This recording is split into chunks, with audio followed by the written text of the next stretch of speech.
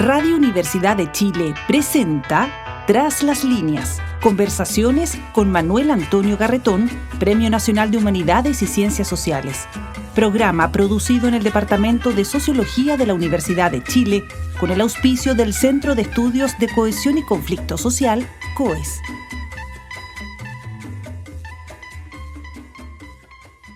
Muy buenas tardes. Bienvenidos y bienvenidas a este último programa antes de las vacaciones de verano de Tras las líneas, donde hemos venido conversando desde hace ya 5 años sobre distintos temas y problemas que nos afectan en nuestras vidas como país, como sociedad, como personas, también como región, como humanidad, desde la perspectiva particular de las ciencias sociales. Este es un programa del Departamento de Sociología de la Universidad de Chile y que cuenta con el auspicio del Centro de Cohesión y Conflicto Social. Hoy, por ser el último programa de esta temporada, vamos a hacer una reflexión desde una perspectiva ligada a las ciencias sociales, pero que está, que pertenece como a otro campo disciplinario, aunque son imposibles de olvidarse los lazos que unen. Se trata de la filosofía, que pareciera ser algo demasiado abstracto, demasiado difícil.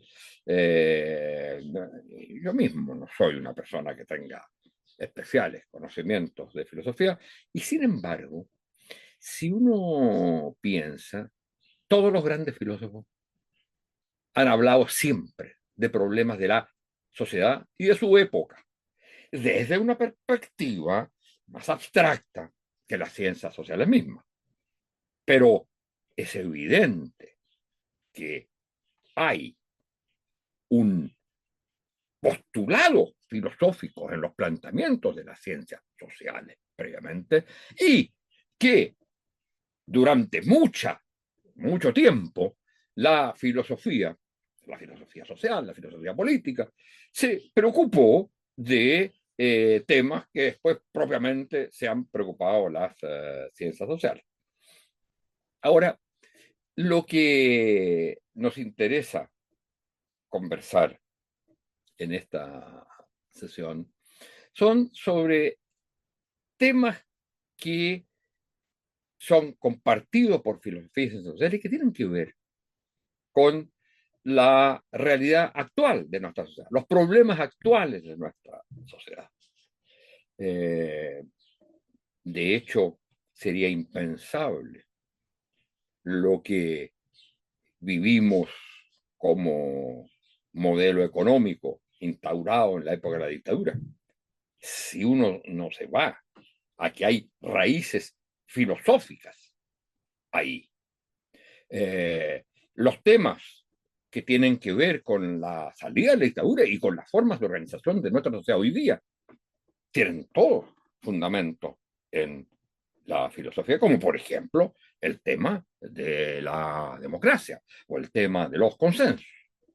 Bueno, de eso vamos a hablar hoy día con nuestro invitado, que es uno de los más reputados filósofos de nuestro país, profesor de la Universidad de Chile, director del Departamento de Filosofía del Derecho en la Universidad de Chile también, que ha sido decano de la Facultad de Filosofía de nuestra universidad, y que ha publicado múltiples libros, y viene de publicar uno último que es sobre un conjunto de trabajos que viene haciendo desde hace muchos años, donde hay temas estrictamente filosóficos y hay reflexiones filosóficas sobre nuestra sociedad. Él es Carlos Ruiz Schneider. También hay un Carlos Ruiz Encina, sociólogo. O sea, a veces la gente se confunde. Pero hoy día tenemos como invitado a Carlos Ruiz Schneider para conversar sobre temas actuales de la sociedad chilena, pero desde la perspectiva de un filósofo. Él es doctor en filosofía por la Universidad de París. Bueno, muchas gracias por estar con nosotros, Carlos. Eh, para nosotros es una gran alegría tenerte acá. Estuvimos en la presentación de tu último libro, que es un libro muy, muy interesante. Lo tengo por acá y aquí está, que se llama Estudios sobre Filosofía Política e Historia de las Ideas, y cuya edición la hizo tu hijo, si no me equivoco. Y bueno, muchas gracias por estar con nosotros y quisiera partir con una reflexión sobre cómo ves tú la importancia de la filosofía para estudiar nuestra sociedad, es decir, eh, saliéndose de la problemática puramente filosófica abstracta, cómo la filosofía nos permite entender las grandes problemáticas de nuestra sociedad para luego entrar en algunos de los temas que nos interesa discutir. Perfecto. Bueno, en primer lugar, lo que quiero decir es agradecer la invitación al programa. He visto varios de las presentaciones, de las conversaciones en el programa, y realmente me parece que es una excelente iniciativa de tuya y del Departamento de Sociología, y además es una iniciativa indispensable, me parece, para el momento que estamos viendo, pero no solo para este momento, y que aprovecha digamos, las condiciones que brinda, que nos otorga la tecnología informática, en fin, así que me parece un gran un gran acierto este programa. Eh, eso en primer lugar quería decirlo y agradecerlo. Ahora, yendo un poco a la pregunta que tú me haces, eh, bueno, es una pregunta que de distintas maneras está siempre presente por ejemplo, en gente que trabaja en filosofía un poco como yo, que se dedica a la filosofía política, y también a estudios de historia intelectual, en fin, y en los proyectos de investigación que uno presenta, siempre está un poco esa dificultad, después tú lo ves en los comentarios, esa dificultad por entender la, digamos, la importancia que puede tener una perspectiva filosófico-política. Ahora, yo creo que, bueno, esto es algo que por lo demás la filosofía en su historia siempre ha tratado de, digamos, de presentar una respuesta. Ahora, la respuesta de la filosofía tradicional por ejemplo, en Platón, es bastante, es un poco difícil de aceptar hoy porque es una respuesta muy, eh, ¿cómo se podría decir? Que en el fondo deja la filosofía como la ciencia y el saber que se busca bastante por encima de la ciencia, ¿no? Entonces, hoy día no estamos en esa situación a nivel de... Claro, la filosofía, según Platón, ponte tú, tendría que ser un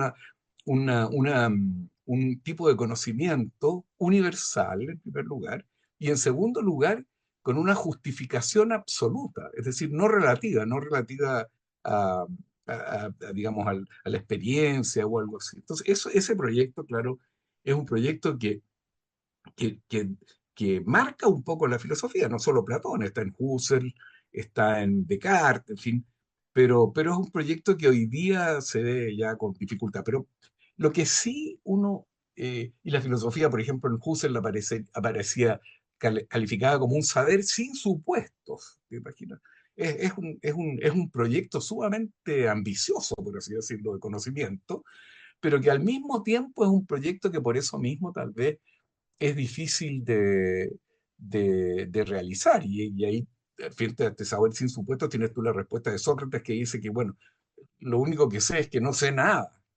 Entonces hay algo ahí que es interesante en la filosofía y que yo lo resumiría diciendo que lo que considero muy importante en la participación de la filosofía en el conocimiento social, por ejemplo, tiene que ver con la búsqueda de los supuestos teóricos y conceptuales que están presentes en las teorías sociales y políticas. Por ejemplo, que sea concepciones antropológicas, pero también concepciones de la sociedad, que son todo menos obvias, pero que a veces se suponen nomás, ¿no? Entonces, esa es una tarea filosófica, digamos, para dar como un ejemplo.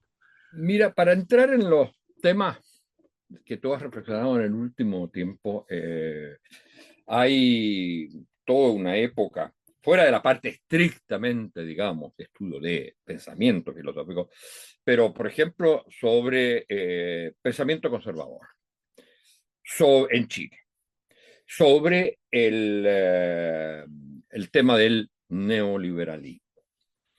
Eh, Partamos por y sobre temas de democracia y de educación.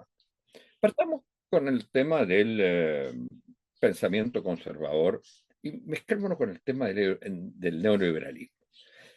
¿Tú dirías que el neoliberalismo es un pensamiento conservador propiamente tal?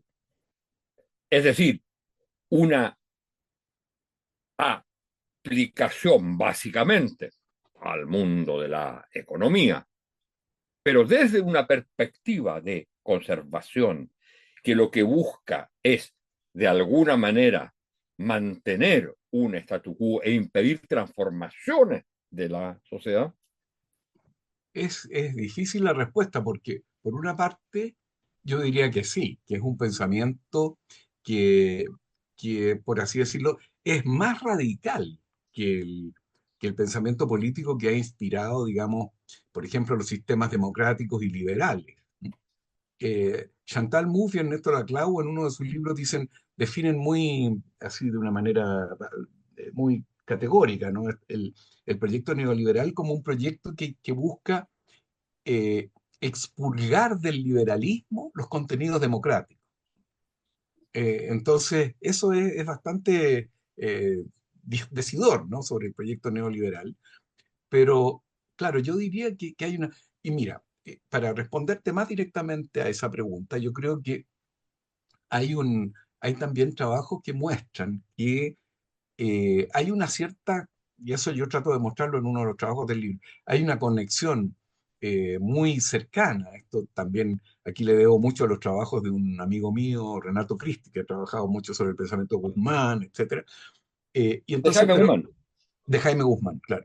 Entonces, lo que en el trabajo mío, en este trabajo y en otro que publiqué después, lo que busco hacer es mostrar cómo hay una articulación entre este pensamiento conservador muy radical, que es el corporativismo, pero también con el neoliberalismo.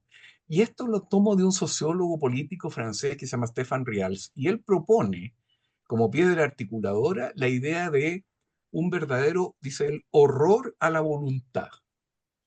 Y entonces, eso lo ve él, por ejemplo, en el anticonstructivismo hayekiano, pero lo ve en el pensamiento conservador, digamos, más tradicional.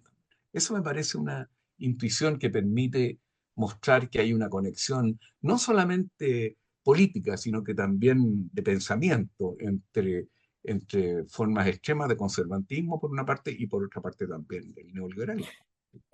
Por un lado, el neoliberalismo se plantea como un proyecto y pensamiento de cambio, de transformación.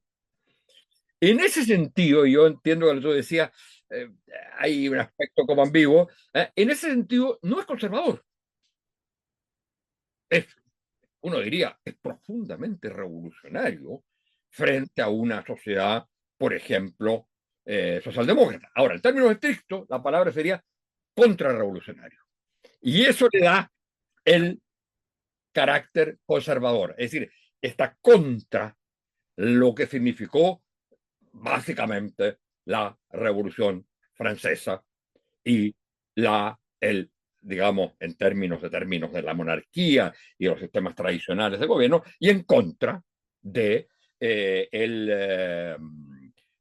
digamos, el socialismo desde el punto de vista económico. En ese Exactamente. sentido, es claramente reaccionario, aunque pueda parecer o tenga un discurso que se pretende ser de alguna manera progresista. Ahora, en caso chileno, hay una clara sintonía en la época de la dictadura eh, en, entre el gremialismo, que es la esencia de un pensamiento, digamos, conservador que viene de tradiciones muy, muy conservadoras, y el neoliberalismo.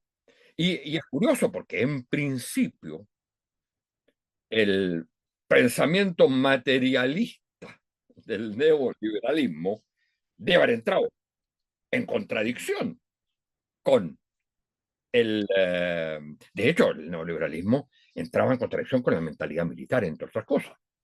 Y es Jaime Guzmán el que va a hacer la conexión entre el gremialismo y un neoliberalismo que él, desde un punto de vista de su tradición católica, tenía que rechazar. Claro, claro.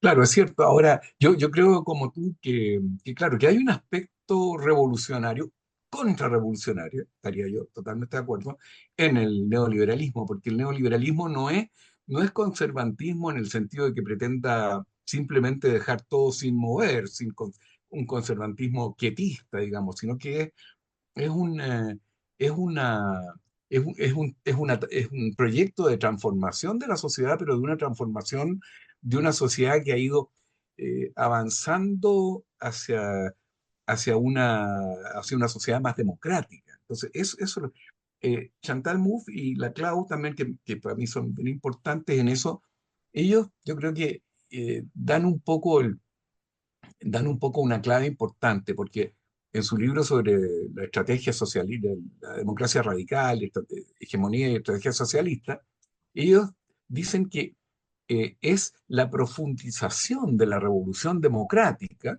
¿sí?, que el neoliberalismo quiere contrarrestar, pero es la profundización de la revolución democrática lo que en el fondo hace también contribuye al surgimiento de una respuesta radical. Eso es interesante. Y eso Ahora, yo creo, sí. sí, perdón, adelante, adelante. No, no, no, todo está bien. Dime una.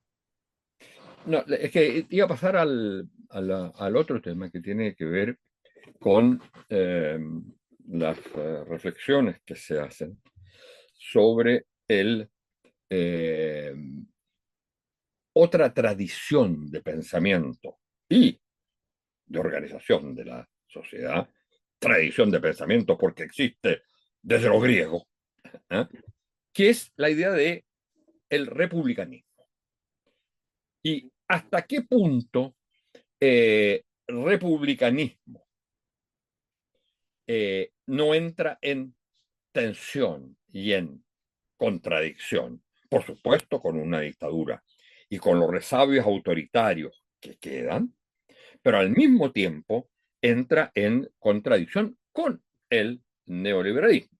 De hecho, y eso tú lo ilustras y me gustaría que te playara un poco sobre eso, lo ilustras en el caso de la educación. En el caso de la educación, básicamente la instalación del modelo neoliberal fue la instalación contra un modelo republicano de educación.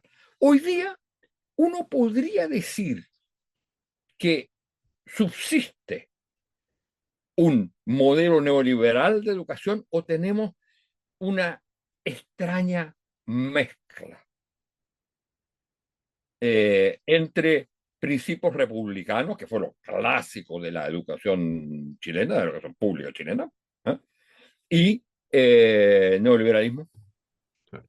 Claro, el punto con el republicanismo en la educación, que me parece muy importante, es que esto es algo que yo por lo menos veo claro en el pensamiento educacional desde Montesquieu, en que Montesquieu es el que primero establece, o uno de los primeros en establecer en la época moderna, digamos, que, el- que la, que la educación es fundamental en las repúblicas, dice él, porque el principio de las repúblicas es la virtud política, o sea, el predominio de lo general por sobre lo particular. Y eso, dice Montesquieu, no es espontáneo, no es natural en el ser humano. Entonces, de ahí la absoluta necesidad de educar por esa preeminencia del interés general. Y eso es lo que yo creo que, claro, el neoliberalismo en educación, digamos, desaloja completamente porque en el fondo lo que hace más bien el neoliberalismo es conectar lo que ocurre en la educación con, sobre todo con lo que tú puedes, con cómo puedes tú valorar la educación en la sociedad y fundamentalmente en el mercado. Entonces, claro, el tema del interés general es lo que hace ahí la profunda diferencia, ¿no? entre una manera de pensar la educación como los neoliberales en función de aspiraciones individuales, de lo que uno gana cuando se educa, en fin, del el capital humano, etcétera, y esta otra idea de educación como precondición para una vida ciudadana, por así decirlo, ¿no? Claro, eso es lo que yo vería Ahora, como... en ese sentido ahí hay un concepto clave, que es el concepto de ciudadanía. El concepto de ciudadanía, a mi juicio, está enteramente reñido con el concepto del neoliberalismo, donde los, ahí lo que hay son los individuos, Exactamente, pero claro, ni claro. siquiera los individuos portadores de derechos, Sí, sí, porque eso sí, ya le daría el carácter de ciudadano. exactamente, claro, claro. Y entonces, uno de los problemas, a mi juicio, que enfrenta la educación, precisamente es que está pensada mucho más en términos de individuos que en términos de formar personas y personas que se integran en una sociedad que no son entendibles en la sociedad, y eso se llama ciudadanía. Claro, exactamente. Yo creo que eso es el punto importante ahí. Y bueno, hay reflexiones como la de, por ejemplo, este sociólogo inglés Marshall, que lo hace eso muy visible, ¿no? Y porque en el fondo la educación tiene que ver con un nuevo, con un nuevo estatuto de derechos, ¿no? Los derechos sociales, los derechos de inclusión, ¿no? Y eso es algo que tú puedes hacer de alguna manera vincular con el proyecto republicano, pero, pero el proyecto liberal o neoliberal, más bien dicho, el punto para ellos es sobre todo la vinculación entre la educación y tu inserción en la sociedad de tal manera que tú puedas aportar a la economía y que puedas aportar también a tu propia vida económica, por así decirlo, a tu propio bienestar económico, ¿no? Es un poco esta idea de bienestar individual con la ciudadanía, que es un valor universal y general, lo que están en una disputa profunda y en esos modelos. Por eso que, claro, la disputa sobre los modelos educacionales, aunque eso se pierde un poco de vista a veces porque predominan ciertos valores, es algo que está en el centro de nuestras dificultades sociales hoy día, ¿no? Claro. Ahora, ¿cómo lo veo yo? Para cerrar este tema, yo creo que sin embargo el neoliberalismo y el valor de la competencia, como núcleo de la educación neoliberal, ha mostrado también sus defectos, por así decirlo, y defectos en términos de resultados de las universidades, de la educación, en fin, en las estadísticas que nos comparan con Europa, en fin.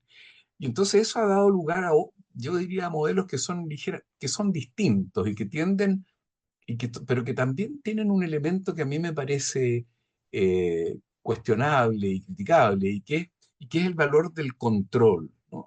Se habla en economía ahora de que regiría un cierto modelo educacional, por lo menos en las universidades, que se llama Estado evaluador, ¿no?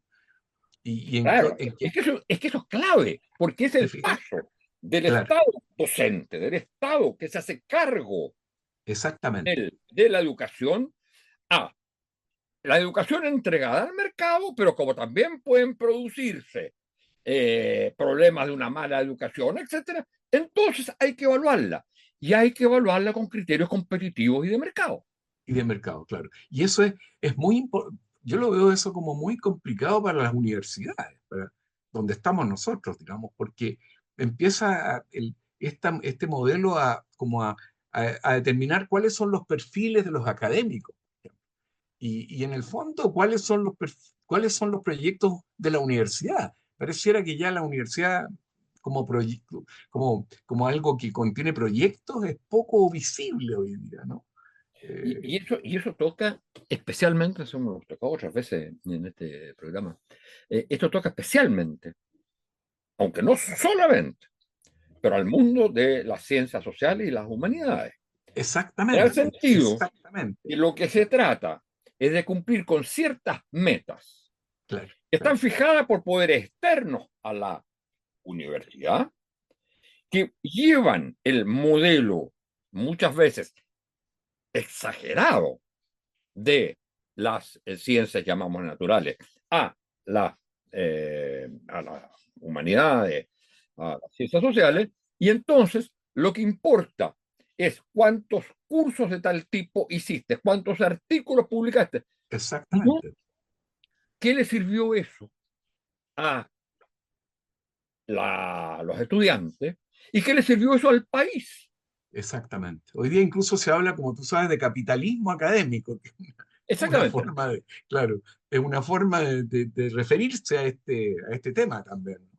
Entonces, Y en ese sentido uno puede decir que si bien hay componentes republicanos en el sistema educacional, es evidente que no es lo mismo que en la época estrictamente de la instalación del neoliberalismo en la educación, aunque lo hay elementos republicanos y, entre otras cosas, con todos los problemas que pueda tener, el tema de la gratuidad de la enseñanza es una expresión de eso. ¿Eh? Sin embargo, hay un componente muy fuerte neoliberal que a mi juicio limita precisamente la calidad republicana de la educación. exactamente. Y eso es peligroso y es complicado, difícil para para todo el sistema educacional, para las universidades, en que tenemos una universidad que ya no tiene un proyecto más definible que en función de las investigaciones de los académicos, y para el sistema escolar también, en donde, claro, también la funcionalidad es una funcionalidad sobre todo económica, y esos son los argumentos que se dan para la privatización, ¿no? El beneficio que tú sacas de la educación es un beneficio económico individual, y entonces esa es la razón por la cual tú tienes que financiar la educación que te proporciona esos beneficios, ¿no? Entonces hay una mirada de mercado que hace tabla rasa de esta mirada ciudadana que tiene que ver con la contribución de las personas en la vida política, en la vida, y también en los proyectos de sociedad dentro de los cuales se ubica el mercado, pero, pero eso no puede estar determinado por el mercado, ¿no? Eso me parece. Así es. Mira, tenemos que terminar, pero antes quisiera entrar en el último tema, Ujú. que tiene que ver con eh, unos capítulos dedicados al tema de democracia, consenso y democracia. Y ahí hay una cosa que es muy importante, porque se tiende a pensar que la democracia es el reino de los consensos solamente.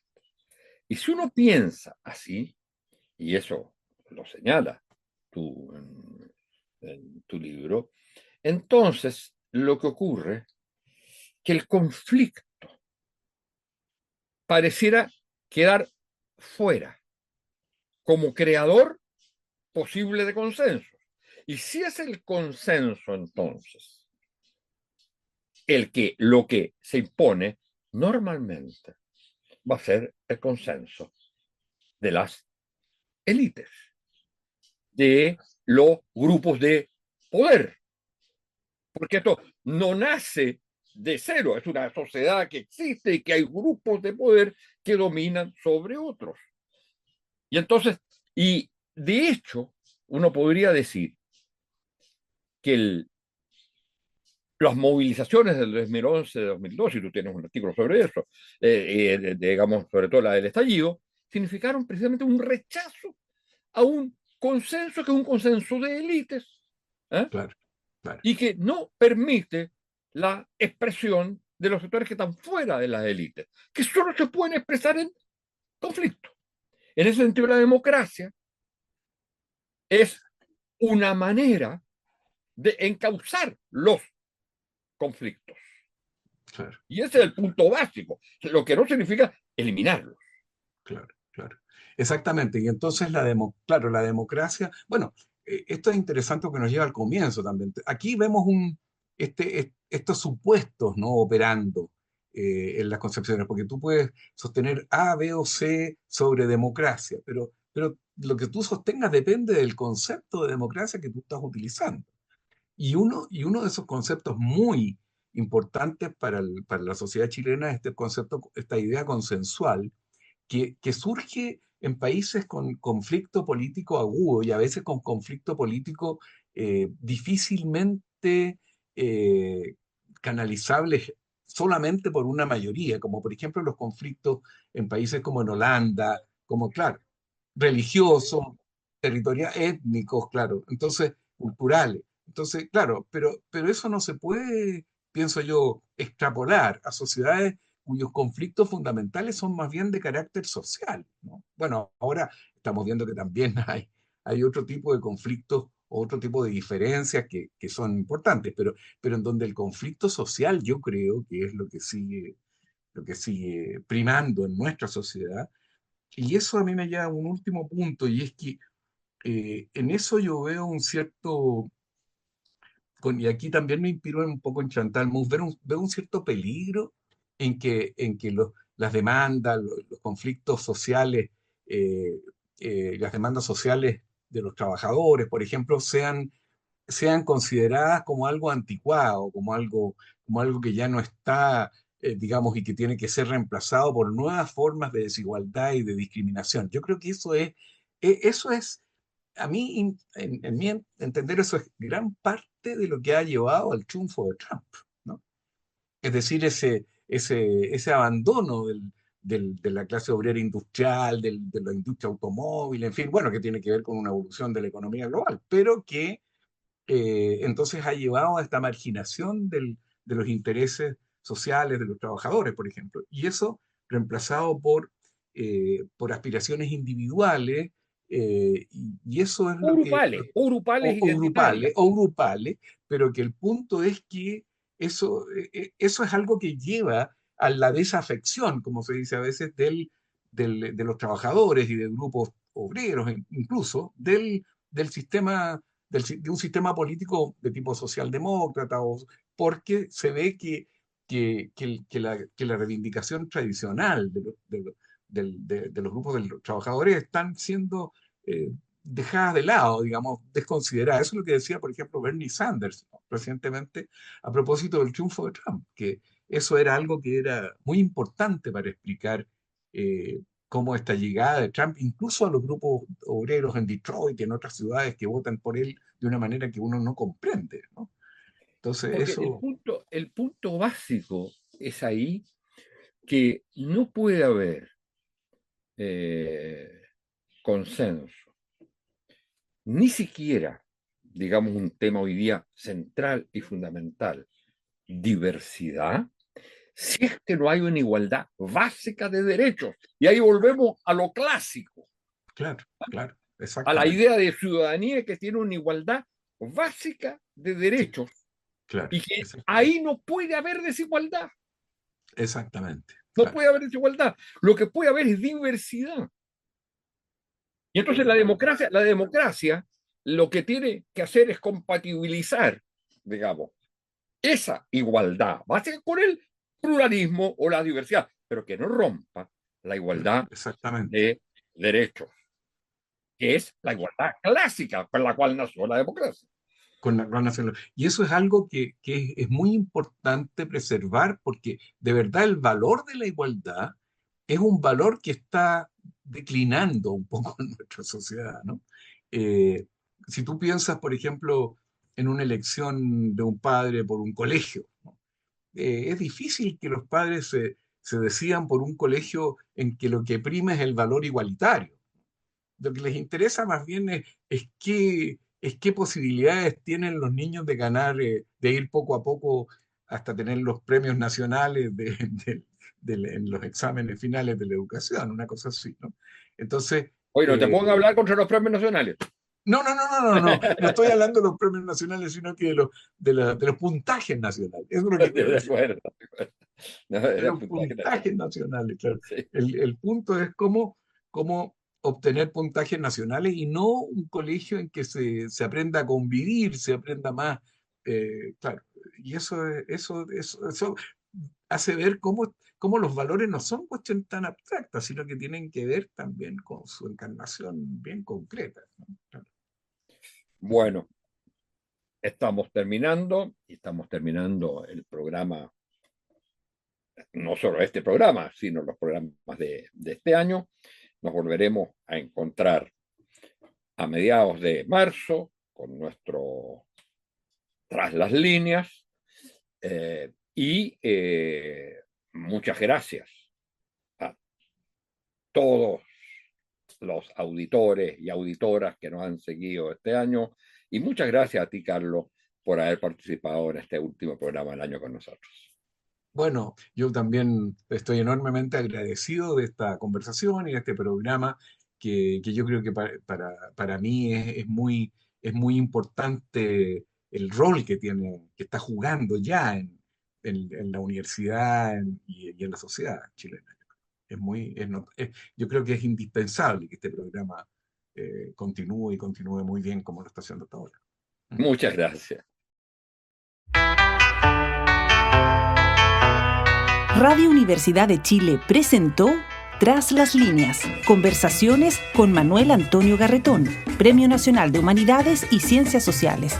Programa producido en el Departamento de Sociología de la Universidad de Chile con el auspicio del Centro de Estudios de Cohesión y Conflicto Social, COES.